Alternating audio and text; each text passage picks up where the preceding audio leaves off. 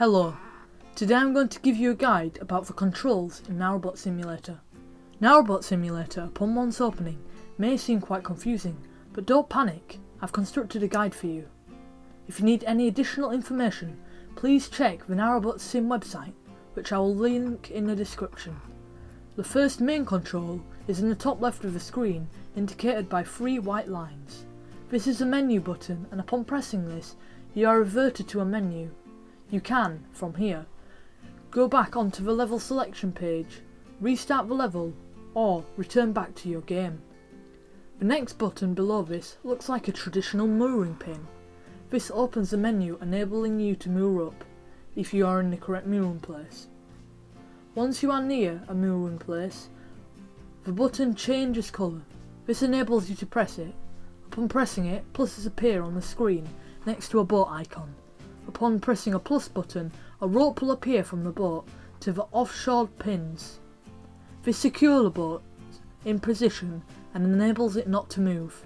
This also can be reverted by pressing the cross button, removing the chains and enabling you to go on your way. This is useful especially when near a lock. I'll leave an iCard linking to the lock guide to video.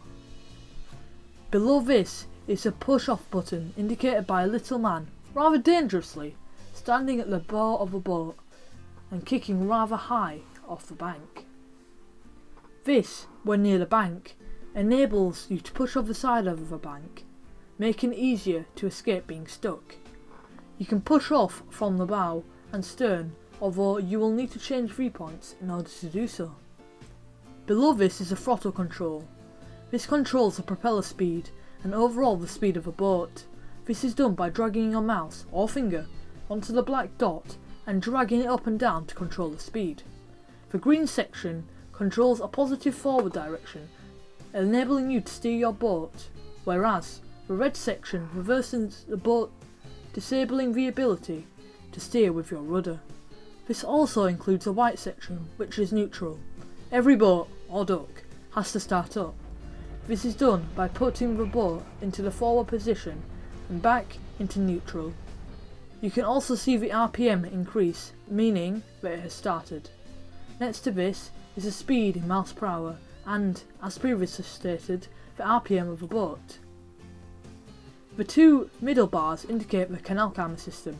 I've done a detailed video explaining this, which I'll put in the top right icon, which you can watch and hopefully get the gist of the system.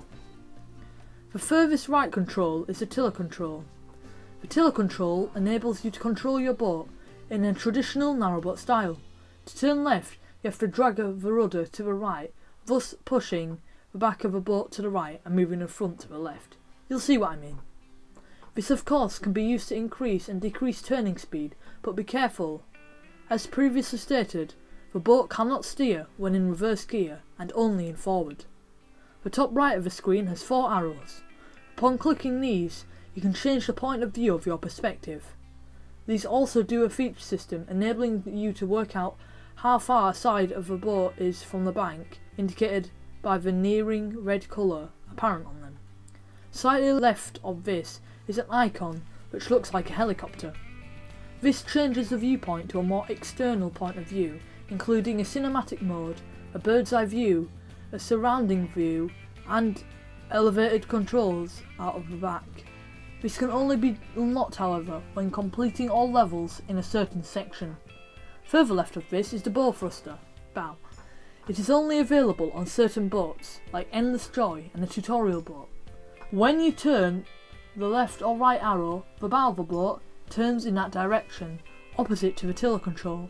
This is useful and helps you control your boat easily. However, this can sometimes go grey, disabling it for a while.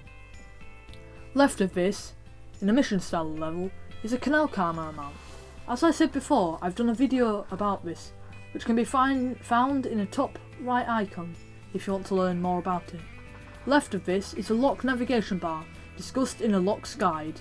Again, in the iCard in the top right, you can find information about the lock's mechanic. On mobile devices there is also a gyro button for gyroscope that may be on the screen.